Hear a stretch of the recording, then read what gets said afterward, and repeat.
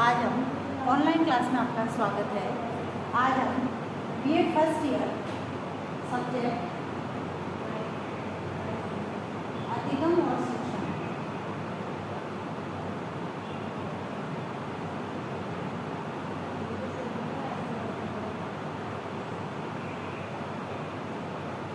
इसके अंतर्गत हमारा जो टॉपिक चल रहा है अवधान। इससे पहले वाले वीडियो में हमने अवधान की जो आंतरिक दशाएं हैं उन आंतरिक दशाओं के बारे में अध्ययन किया था। आज हम अवधान की बाह्य दशाएं आज का प्रकरण है।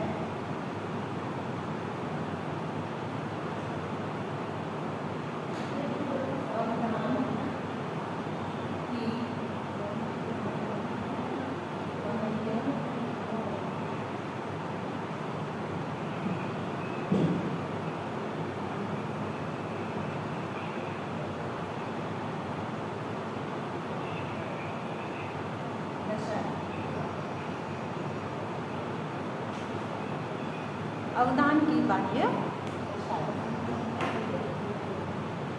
वातावरण या परिवेश से उत्पन्न होने वाले आकर्षण जो है व्यक्ति के अवधान को खींचते हैं। यानी वातावरण या परिवेश में जो उत्पन्न होने वाले जो अवधान है वह व्यक्ति का ध्यान अपनी ओर आकर्षित करते हैं या अपनी ओर खींचते हैं। अतः हम यहाँ अवधान की बाह्य दशाओं के बारे में देखेंगे या वर्णन करेंगे। इसमें सबसे पहले है उद्दीपक की प्रकृति।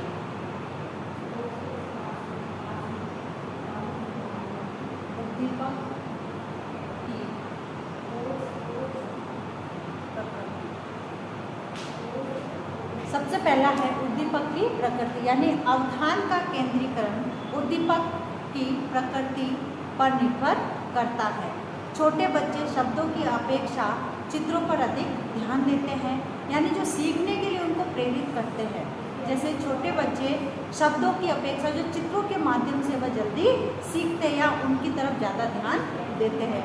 बड़े लोग स्त्री पुरुष चित्रों की ओर अधिक आकर्षित होते हैं, इसलिए रंगीन एवं भड़कीले पोशाकें पहने लोग ध्यान आकर्षण का केंद्र बिंदु होते हैं।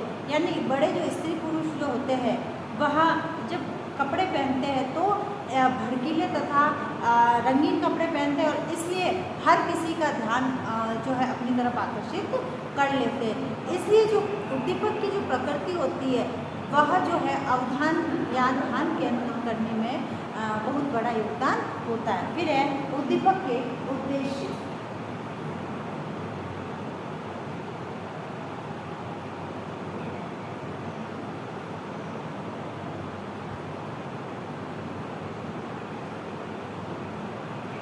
अब जो दूसरा जो है दशावा है उद्दीपक के उद्देश्य, इसमें स्थिर वस्तु की अपेक्षा गतिशील वस्तु हमारे ध्यान को अपनी ओर अधिक आकर्षित करती है। जैसे यदि मेज पर रखा हुआ कोई खिलौना है और वह खिलौना पड़ा है तो हमारा ध्यान उसकी तरफ ज़्यादा आकर्षित नहीं होता, किंतु उसी के स्थान पर यदि खिलौना चल रहा है या चाबी से चलता हुआ जो खिलौना है वह चल रहा है तो हमारा ध्यान तुरंत उसकी ओर आकर्षित होता है या ध्यान जाता है। यानी इसके अंतर्गत उद्दीपक का उद्देश्य बताया गया है।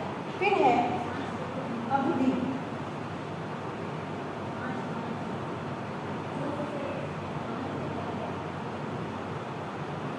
अब जो है तीसरी जो इसकी दशा है वह है जो वस्तु सामने अधिक समय तक रहती है या सामने रहती है या बार बार सामने आती है उस पर हमारा ध्यान अधिक केंद्रित होता है। इस कम अवधि वाले वस्तुओं को हम शीघ्रता से भूल जाते हैं, यानी किसी चीज़ को हम बार बार जब देखते हैं तो वह हमारे ध्यान में अधिक लंबे समय तक रहती है। और यदि कम अवधि वाली या जिसको हम एक बार देखें या दो बार देखें तो उस चीज़ को हम भूल जाते हैं। यही कारण है कि बच्चों के सामने पाठ के जो मुख्य अंश होते हैं उन मुख्य अंशों को हम बार बार दोहराते हैं जिससे कि पालक उनको याद रख सके।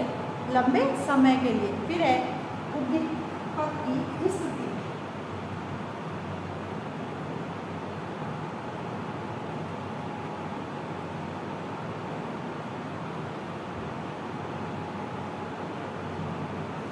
अब इसके अंतर्गत उद्दीपक की स्थिति में समानता रहने पर हमारा ध्यान केंद्रित नहीं होता है, लेकिन जब स्थिति में असमानता उत्पन्न होती है तो हमारा ध्यान अचानक ही उस तरफ चला जाता है। हम किसी स्थिति का ज्ञान प्राप्त करने के लिए उत्सुक हो जाते हैं। जैसे यदि प्रतिदिन जिस जगह पर जैसे मकान खड़ा है उसको हम देखते हैं तो हमारा ध्यान उसकी तरफ नहीं जाता है कि चलो ठीक है, किंतु यदि उसमें छेद हो जाए या दीवार में यदि छेद हो जाए या लकीर हो जाए या उस दीवार पर या गिर जाए वो, तो वो गिरी हुई दीवार, छेद हो रखी दीवार पर हमारा ध्यान अचानक ही चला जाता है। तो यानी इसमें जो है परिस्थिति देखी जाती है कि परिस्थिति के अनुसार हमारा ध्यान जो है किस प्रकार से आकर्षित होता है। तो यानी इसमें समानता होती है या असमानता, कार्यों को करने में समानता होती है या असमानता होती है। उसके बाद है उद्दीपक की तीव्रता।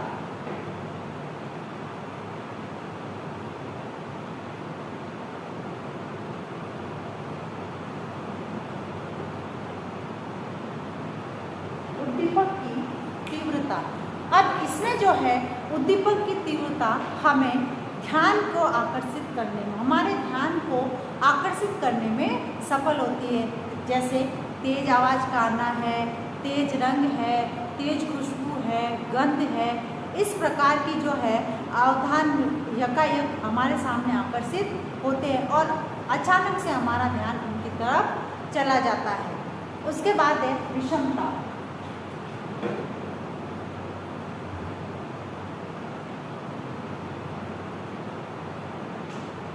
अब जो नेक्स्ट जो है वह है विषमता, यानी जब समानता में अचानक विषमता के दर्शन होने लगते हैं या विषमता दिखाई देने लगती है तो हमारा ध्यान स्वतः ही उस ओर चला जाता है।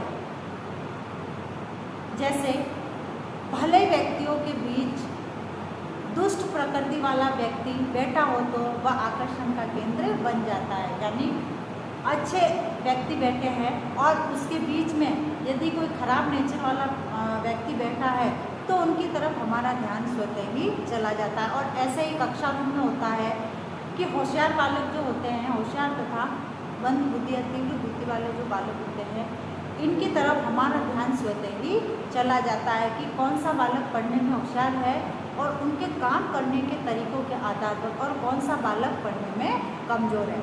फिर है नवीनता।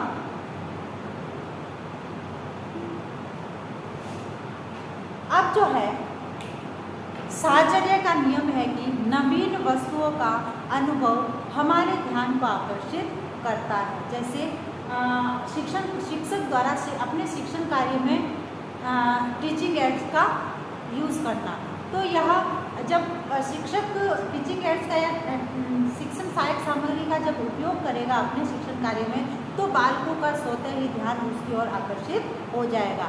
कक्षा का एक छात्र सदैव निम्न स्तर के कपड़े पहनकर आता था तथा एक दिन अच्छा सूट पहनकर आया तो सभी की दृष्टि उस ओर स्थिर हो गई। उसी प्रकार से शिक्षण कार्य में शिक्षक द्वारा व्याख्यान देना और फिर अचानक से उसी के साथ टीचिंग एड्स का प्रयोग करना बालकों का ध्यान आकर्षित करता है। फिर है उद्दीपक का आकार।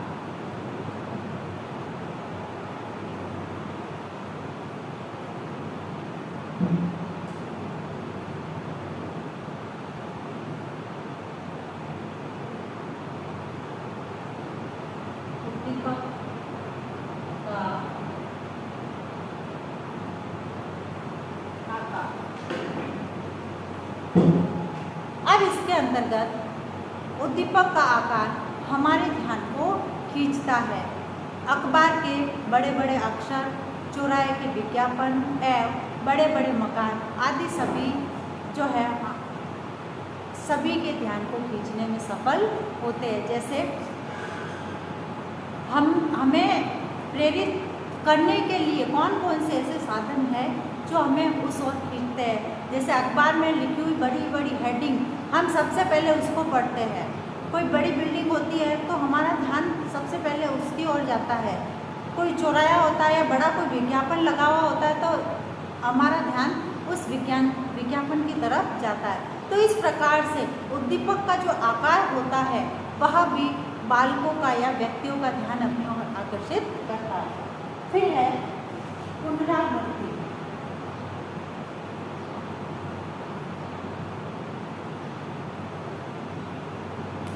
अब इसके अंतर्गत जो वस्तुएं हमारे समक्ष बार बार आती हैं उन पर हमारा ध्यान स्वतः ही चला जाता है। कि रेडियो टेलीविज़न में जो विज्ञापन जो प्रस्तुत किए जाते हैं वह हमारे सामने बार बार आते हैं और हम कहीं पे भी खड़े हो तो हमारा ध्यान उस विज्ञापन की ओर चला ही जाता है। और श्रोता और दर्शक जो है स्वतः ही उस ओर खींचे चले जाते हैं। इसलिए कक्षा भी पाठ योजना की पुनरावृत्ति के प्रश्नों को कक्षा की पाठ योजना में पुनरावृत्ति के प्रश्नों को रखा जाता है ताकि जब पाठ पढ़ाए शिक्षक तो उस समय पुनरावृत्ति से संबंधित जो प्रश्न है उन प्रश्नों के उत्तर विद्यार्थियों से प्राप्त किए जा सके। फिर है रहस्यात्मक।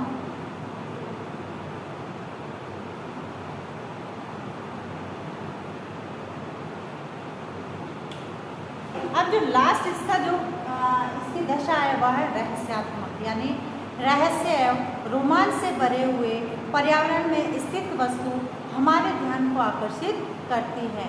जैसे दो महिलाएं किसी को देखकर धीरे धीरे वार्तालाप करें तो हमारा ध्यान स्वतः ही उस ओर चला जाता है या आकर्षित हो जाता है। इस प्रकार से ये जो बाह्य उद्दीपक है या अवधान की ये जो बाह्य दशा है यह उद्दीपक को प्रेरित करने का काम करती है। अब है आज का अपना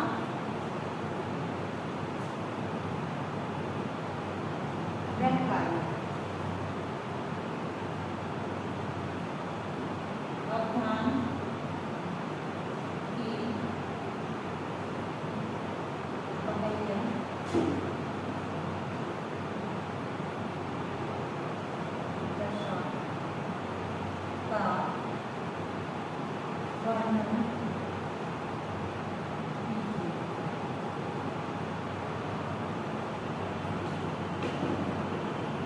अब एक विशेष बात, जैसे कि हम सभी जानते हैं कि वर्तमान में कोरोना जैसी बीमारी भयंकर रूप से फैल रही है, अतः इससे बचाव हेतु हमें उपाय करने, हाथों को सैनिटाइज करना, मुंह पर मास्क लगाना, सोशल डिस्टेंस का ध्यान रखना। स्वस्थ रहे, सुरक्षित रहे, बी स्टैंड बी स्ट्रॉन्ग। धन्यवाद।